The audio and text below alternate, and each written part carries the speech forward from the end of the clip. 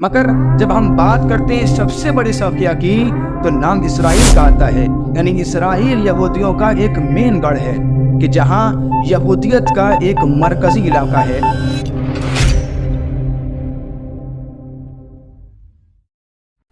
यहूदी एक ऐसे शख्स को कहते हैं कि जो यहूदियत मजहब का पैरोकार हो या यहूदियत के नस्ल से हो या उससे ताल्लुक़ रखता हो। यहूदियत एक कदीम तौहीदी मजहब है कि जो बनी इसराइल के पैगंबर हज़रत मूसा अलैहिस्सलाम पर नाज़िल हुआ था। यानी यहूदी अपना नबी हज़रत मूसा अलैहिस्सलाम को मानते हैं और उन्हीं की तालीमात पर अमल भी करते हैं।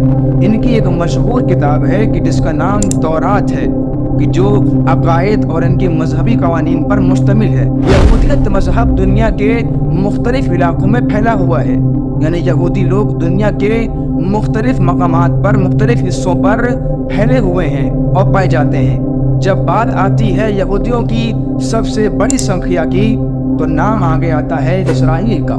प्रेजेंट टाइम में इसराइल की पॉपुलेशन 10 मिलियन के आसपास है कि जिसमें से 7.2 मिलियन सिर्फ यहूदी है। यानी अगर हम कहें कि यहूदियत का मेन इलाका है इसराइल कि जहां ये सिर्फ और सिर्फ यहूदी पाए जाते हैं। उसके बाद नाम आता है सबसे बड़ी संख्या में अमेरिका का कि जहां पे 6 मिलियन के आसपास यहूदी पाए जाते हैं।